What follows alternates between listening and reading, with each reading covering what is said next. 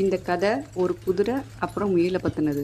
இதில் ஹீரோ குதிரை தான், ஆனால் கதை முயலை பற்றினது. வாங்க பார்க்கலாம். ஆஸ் யூஷுவல் தாங்க, ஒரு அழகான கிராமம், அதில் இருக்கிற ஒரு பெரிய பண்ணை, அதில் வாழ்ந்துட்டுருக்க ஒரு பந்தய குதிரை அப்புறம் அதோட நண்பனான முயல். இந்த குதிரை ஒரு பந்தய குதிரை, அதே சமயம் எல்லார்ட்டையும் ரொம்ப பிரபல்யமாகவும் பார்க்குறதுக்கு ரொம்ப அழகாகவும் இருக்கும். ஆனால் அந்த முயல் அப்படி இல்லை, பார்க்குறதுக்கு அழகாக இருந்தாலும் அவ்வளோ பிரபல்யம் இல்லை.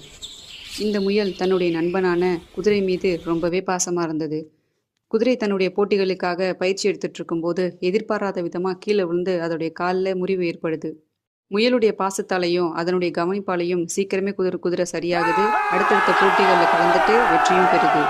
இந்த வெற்றியை கொண்டாட விதமாக அன்னையுடைய முதலாளி எல்லாருக்கும் விருந்து வைக்கிறதா ஒரு அறிவிப்பு தர்றாரு.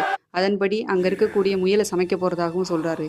இதை கேட்டு குதிரை நண்பன் எதுவுமே செய்யாமல் இருப்பதை பார்த்த முயல் கோபம் அடைஞ்சு காட்டுக்குள்ளே ஓடி போய் ஒளிஞ்சிடுது. அதை பிடிக்கிறதுக்காக பின்னாடியே போன குதிரையும் முதலாளியும் அடிக்கி கீழே விழுந்துடுறாங்க. இதில் குதிரைக்கு மீண்டும் காயம் ஏற்படுது.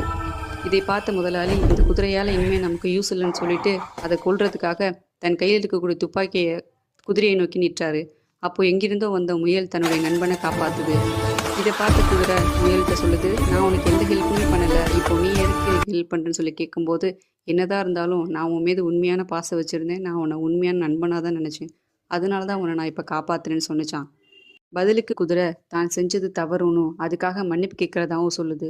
இதை கேட்ட முயல், நான் உன்னை எப்போவோ மன்னிச்சிட்டேன், நீ தான் உன்னை மன்னிக்காமல் இருக்க, சீக்கிரமே உன்னை மன்னிச்சுன்னு சொல்லிட்டு இனிமேலாவது ஒழுங்காயிருன்னு சொல்லிட்டும் அட்வைஸ் பண்ணிவிட்டு அது காட்டுக்குள்ளே போயிடுது.